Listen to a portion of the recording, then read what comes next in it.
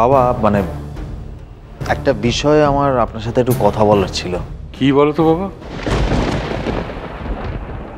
বাবা রূপু কিন্তু গানের ক্যারিয়ারটা নিয়ে কিচ্ছু করছে না।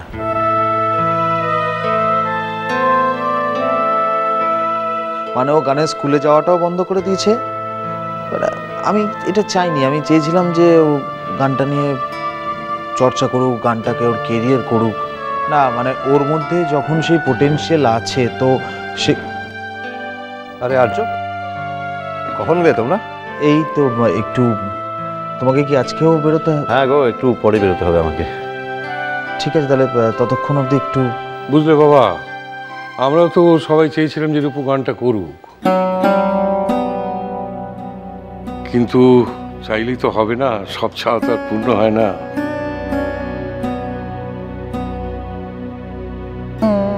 রূপু যদি নিজে মন থেকে উৎসাহ না পায়, যদি গানটা নিয়ে লেগে থাকার ওর কোনো ইচ্ছেই না থাকে, তাহলে জোর করে তো কাউকে দিয়ে এসব করানো যায় না বাবা।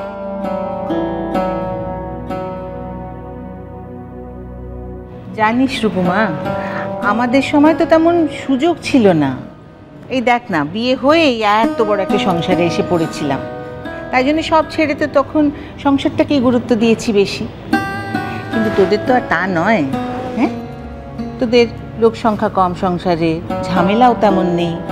আর দেখ, সব থেকে যেটা বড় কথা সেটা হচ্ছে যে তোর শ্বশুর শাশুড়ির, শ্বশুরবাড়ির তো ইচ্ছে আছে, তাহলে কেন যে তুই গানটা ছেড়ে দিলি আমি এটা বুঝতেই পারলাম না।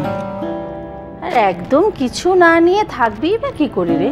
সেই তো। আমাদের কথা বাদ দে, আমাদের বাড়ি শুদ্ধ এত লোকজন, আমরা সব সময় নিজেদের নিয়ে এত ব্যস্ত থাকি যে আমাদের ভালো লাগে, কোনো আফসোস নেই, কোনো আক্ষেপও নেই। কিন্তু তোর তো তা নয়, তাহলে তোর সময়টা কাটবে কি করে বলতো? আর্য, আচ্ছা আমরা কিছুক্ষণের জন্য এখানে বেড়াতে এসেছি, এর মধ্যে এসব কথা বলার কি দরকার বলো তো? আর তুই বা গানটা ছেড়ে দিলি কেন রূপু? আর যদি ছাড়ারই ছিল, তার পিছনে এতদিনে এতখানি সময় নষ্ট করলি কেন? ভাবছিলাম আমি যে মানে ও যদি রোজ এখানে এসে গানটা প্র্যাকটিস করে যায় ঘন্টা দুয়েকের জন্যে, মানে যদি কোনো টিচার রাখতে চায় তো সেক্ষেত্রেও। এখানে এসে মানে?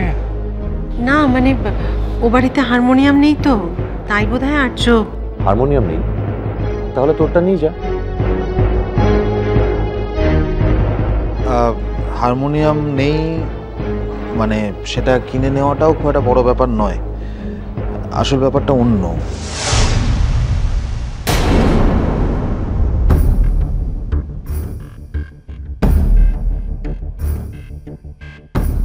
আসলে আমার মা তেমন ভাবে চান না আর কি।